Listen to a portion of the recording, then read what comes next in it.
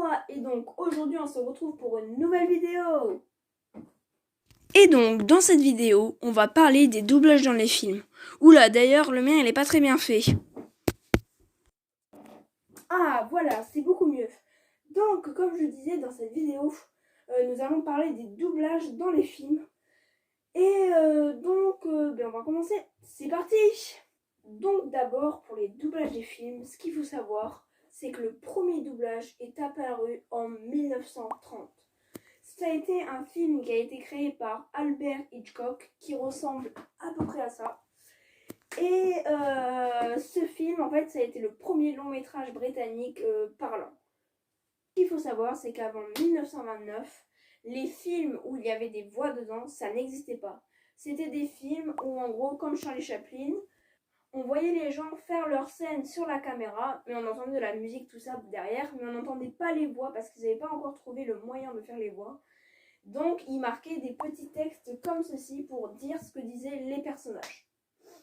Maintenant, une autre question qu'on peut se poser, c'est comment Alfred Hitchcock avait-il fait? Bon, ça c'est assez simple. Après, Alfred Hitchcock avait fait un film où juste on entendait la voix, mais c'était pas traduit dans toutes les langues. Tandis qu'aujourd'hui, chaque personne peut traduire dans toutes les langues en prenant les mots de la personne sur l'image. Mais comment font-elles?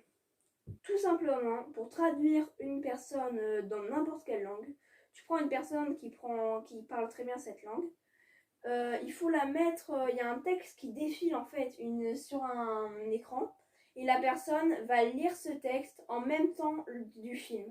Mais il faut qu'elle soit en raccord avec les images. C'est pour ça que le texte passe à une certaine vitesse, comme un karaoké en fait.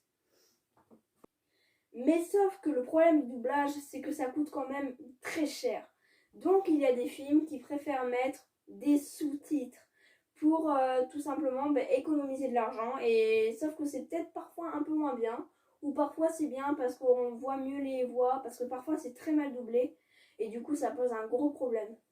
Mais les films qui ont énormément d'argent, eux, ils peuvent doubler en quasi toutes les langues.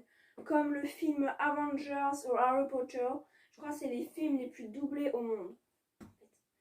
Là, tout d'un coup, ça me prend, j'ai envie de faire quelque chose. En fait, je vais parler devant la caméra, mais sans faire de son.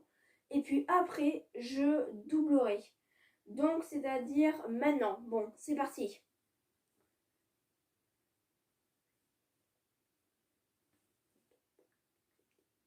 Et donc, maintenant que j'ai fait le doublage, je vais m'enregistrer.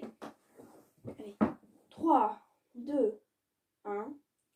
Salut à tous les amis, c'est Papin33 et donc aujourd'hui on se retrouve pour une nouvelle vidéo. Voilà ce que ça donne.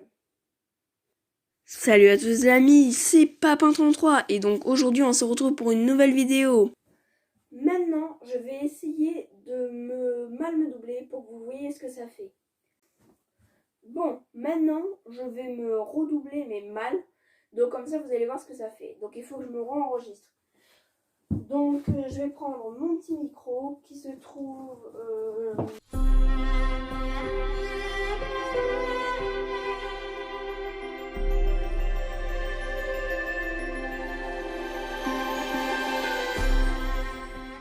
2, 1.